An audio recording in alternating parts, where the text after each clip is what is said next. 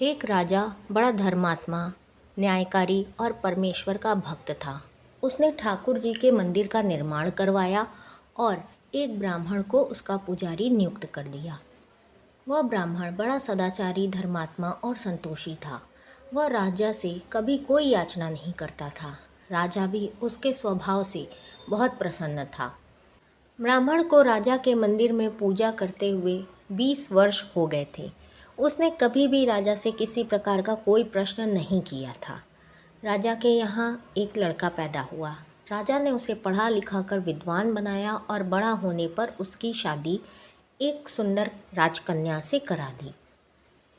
शादी करके जिस दिन राजकन्या को अपने राजमहल में लाए, उस रात्रि में राजकुमारी को नींद न आई।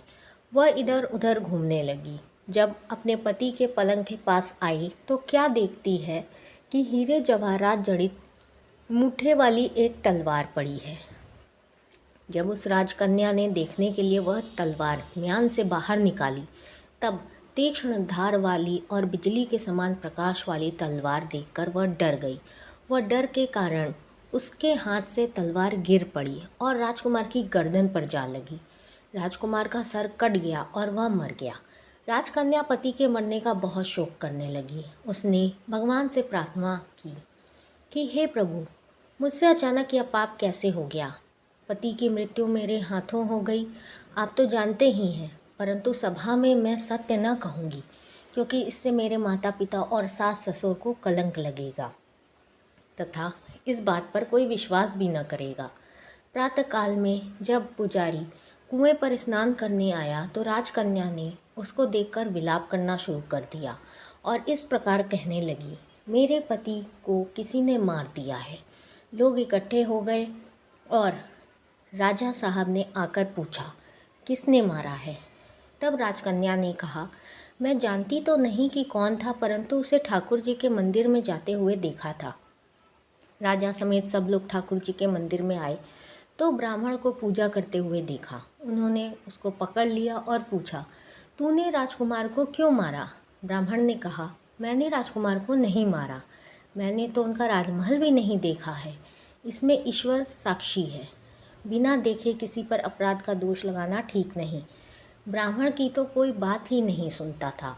कोई उसे कुछ कहता तो कोई कुछ। राजा के दिल में बार बार यह विचार आता कि यह ब्राह्मण निर्दोष है, परंतु बहुतों के कहने पर राजा ने ब्राह्मण से कहा, मैं तुम्हें प्राण दंड तो नहीं देता, लेकिन जिस हाथ से तुमने मेरे पुत्र को तलवार से मारा है, तेरा वह हाथ काटने का आदेश देता हूँ। ऐसा कहकर राजा ने उसका हाथ कटवा दिया।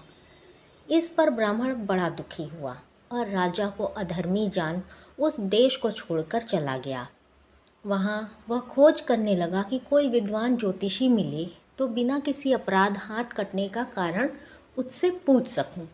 किसी ने उसे बताया कि काशी में एक महान विद्वान ज्योतिषी रहते हैं। तब वह उनके घर पर पहुंचा। ज्योतिषी कहीं बाहर गए थे। उसने उनकी धर्मपत्नी से पूछा, माता जी, आपके पति ज्योतिषी जी महाराज कहाँ गए हैं। तब उस स्त्री ने अपने मुख से अयोग्य, असह्य और दुर्वचन कहे, जिनको सुनकर वह ब्राह्मण हैरान हो गए और मन ही मन कहने लगी, मैं तो अपना हाथ काटने का कारण पूछने आया था, परंतु अब इनका ही हाल पहले पूछूंगा। इतने में ज्योतिषी जी आ गए।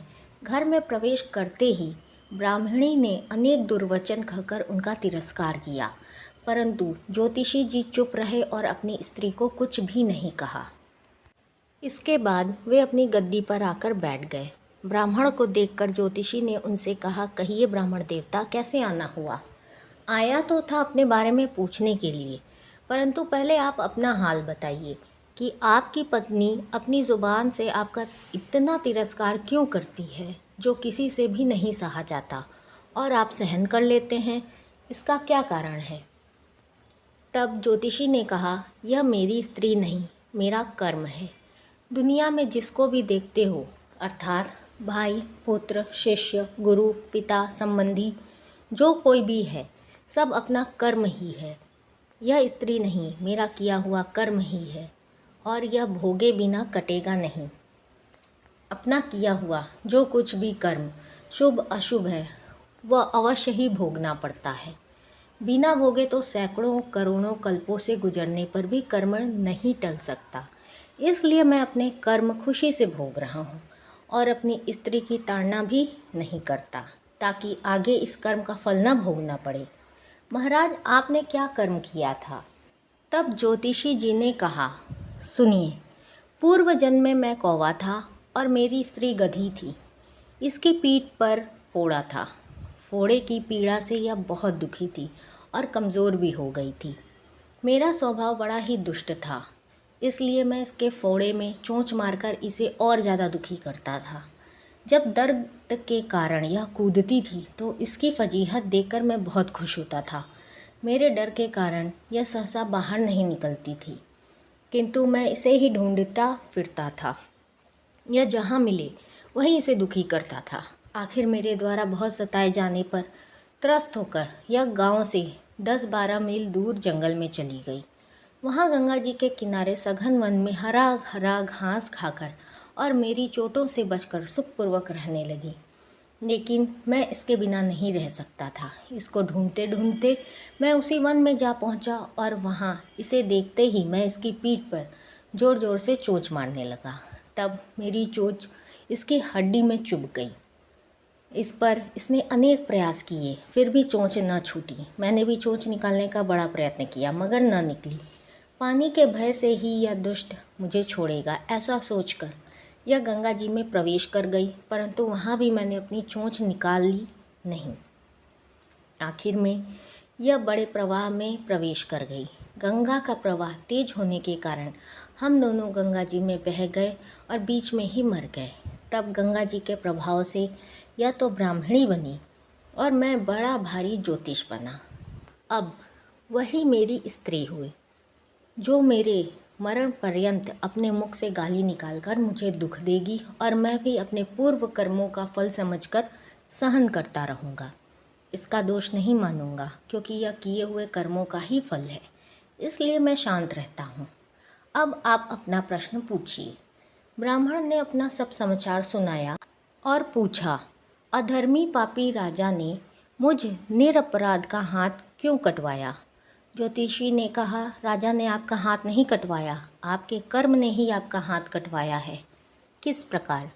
पूर्व जन्म में आप एक तपस्वी थे और राजकन्या गौ थी तथा राजकुमार कसाई था।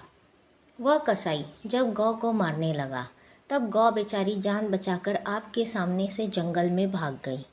पीछे से कसाई आया और आपसे पूछा कि कोई गाय तो इधर नहीं गई है।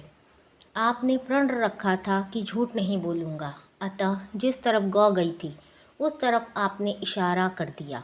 उस कसाई ने जाकर गौ को मार डाला। गंगा के किनारे वह उसकी चमड़ी निकाल रहा था।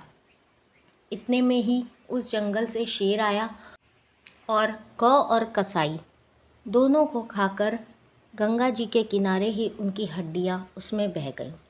गंगा जी के प्रताप के कारण कसाई को राजकुमार और गौ को राजकन्या का जन्म मिला एवं पूर्व जन्म के किए हुए उस कर्म ने एक रात्रि के लिए उन दोनों को इकट्ठा किया।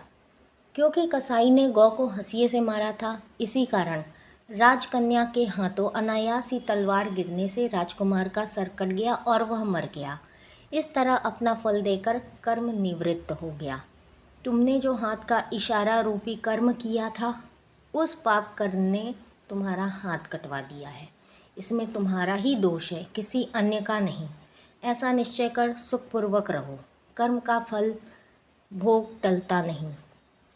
कितना सहज है ज्ञान संयुक्त जीवन, यदि हम इस कर्म सिद्धांत को मान लें और यह जान लें कि हम जो भी कर्म करते हैं उसे हमें भोगना ही होगा।